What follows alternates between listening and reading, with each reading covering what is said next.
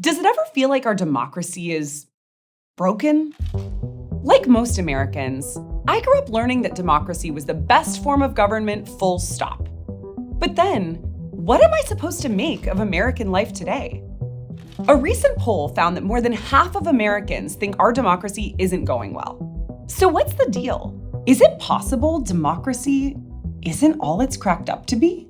Hi, I'm Ellie Anderson, and this is Crash Course Political Theory.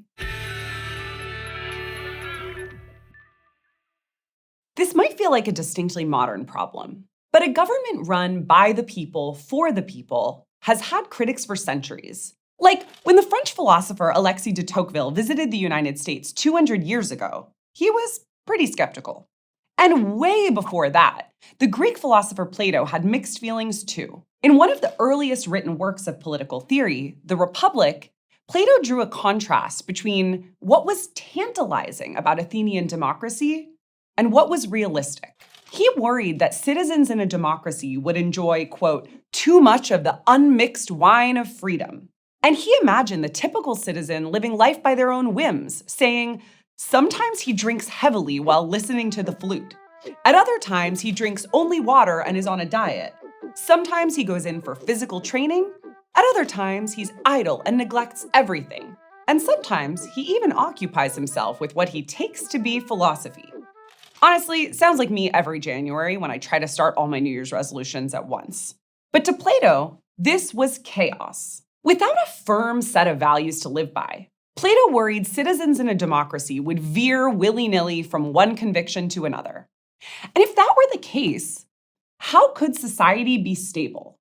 Like, if everyone can do, think, and feel however they please, do we lose track of what's true?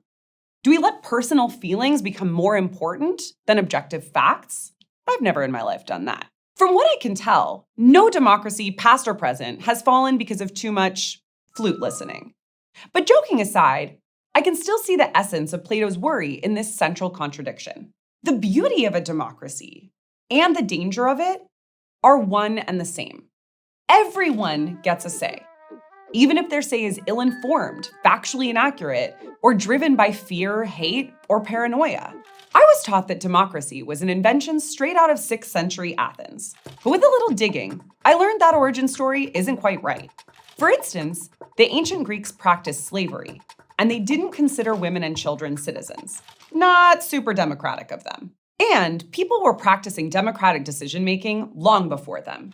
Like, much of what we know about prehistoric hunter-gatherers suggests that they gave everybody in the group an equal say and made collective choices. Hunter-gatherers were often organized into very small groups. But when you're dealing with 50 million people, instead of, say, 50, it gets harder to reach a decision that everybody's happy with. So I guess it shouldn't be surprising that in the modern world, democracy gets such mixed reviews.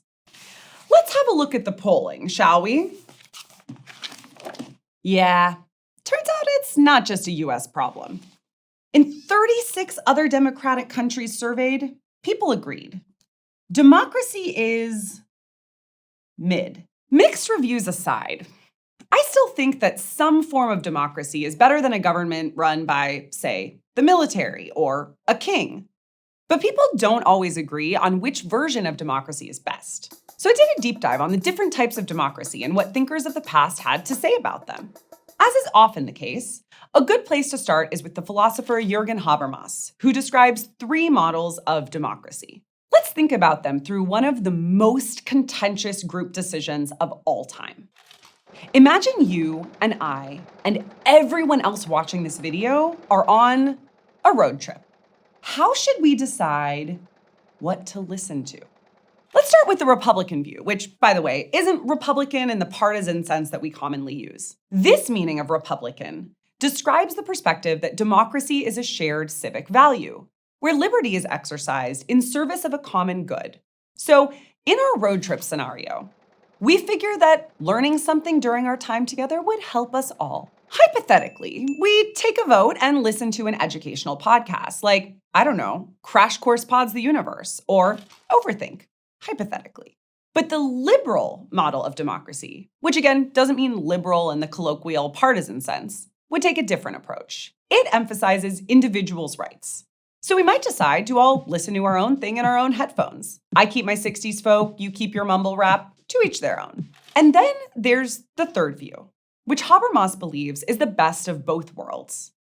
According to the deliberative model, it's super important for diverse people with diverse views to talk it out and reach some kind of consensus. The space where we might do this, whether literal or virtual, is called the public sphere. So after talking it through, we'd all agree as rational adults that, of course, we should listen to American treasure, friend of all people, unifier of worlds, Dolly Parton, right? Right? Okay, maybe that's a bit optimistic. Reaching consensus isn't easy, not even in a public sphere the size of a minivan. And there's another problem, the issue of representation, where we consider who represents whom. Maybe each citizen should represent themselves, like in a direct democracy, where individuals weigh in directly on national issues. That's a system favored by about 2/3 of the world today. And yet, the most common form of democracy today is a representative democracy, where citizens elect officials who deliberate on their behalf and, ostensibly at least, vote in their interest. But what does it really mean to have someone vote on your behalf? I could go my whole life being represented by someone who doesn't look, think, or vote like me. And it turns out I'm not the only person who's wondered about this. There's a growing debate about whether representative democracy is truly the best way. On one hand, it's convenient to elect someone to research and weigh in on the issues for you, rather than hauling yourself to the polls for every little thing. I mean, none of us has time to be experts on everything. But there are also risks in putting your trust in someone whose decisions might not reflect what you'd actually want. And then there are questions about whose opinions are most important on particular issues. But who falls in and out of bounds isn't always so clear-cut. This is such a fundamental issue for democracy that it's even got its own super creative name: the boundary problem. When it comes to public education, should a parent's opinion matter more or a teacher's? Or when determining oil regulations, should a former oil executive, if elected, be able to serve on the board? These are weighty questions. Who should represent whom, and when should their voices count? I could go down that rabbit hole for days and still never get a straight answer. And then there's also the question of participation. Are people actually using their voices? In the United States, 2020 saw the highest voter turnout of any presidential election since 1900. But even then, only 2/3 of people eligible to vote actually made it to the polls, which doesn't necessarily mean non-voters don't care or want to participate. In some states, there are barriers in place that restrict voting, like voter ID laws, shortened voting times, and so forth, that disproportionately affect the elderly, folks with disabilities, and people of color. On top of that, when people feel their votes and voices don't matter, they tend to stop using them. Which raises the question, can a decision really be considered democratic if a large chunk of the population didn't even weigh in? It's messy, right? Just look at the news. There's so much conflict about how democracy should work. Sometimes it feels like we should just scrap the whole thing and start over from scratch. And while it seems that there certainly are some folks who advocate for that, I'm more interested in a different, less pessimistic perspective. Bear with me. Maybe the struggles of modern democracy are a feature, not a bug. Some thinkers advocate for the model of radical democracy, one where we continuously debate and intentionally extend the ideals of equality, especially to marginalized groups whose voices have long been sidelined. The philosopher John Dewey subscribed to this view, seeing democracy less as a political institution and more as a way of life. He believed we should work to build communities that allow individuals to do their own thing.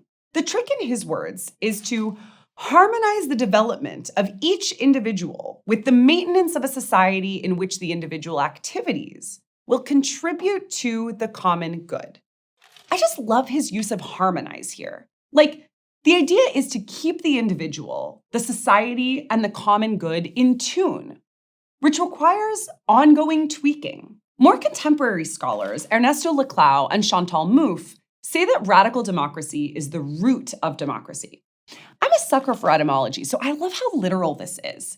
The word radical comes from the Latin word for root. And because roots are the deepest part of a plant, we use the word radical to describe something as fundamental before we used it to describe something as extreme.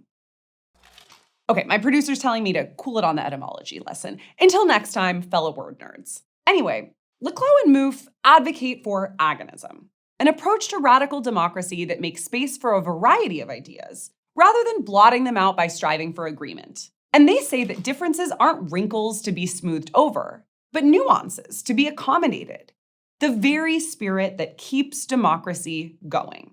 For example, the philosopher and activist Cornel West has long argued that democracy in the US is broken. But that doesn't mean he wants another form of government entirely. He argues that radical democracy is the only way to save it and avoid giving in to cynicism. For him, the path forward is to expand democracy, to point out injustices, push for reforms, and demand equality of power and resources. So, okay, democracy is more complicated than picking out a road trip playlist. But I'd still say that it's sort of like music, and that we don't always agree on which version is best. Getting it right is high stakes. And if it feels messy, complicated, and challenging, well, maybe it's supposed to feel that way. Maybe we're supposed to struggle with democracy, revise it, fight for it, because the project is never finished.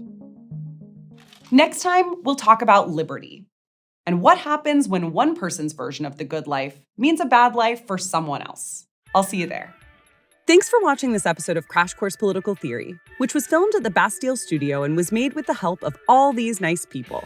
If you want to help keep Crash Course free for everyone forever, you can join our community on Patreon.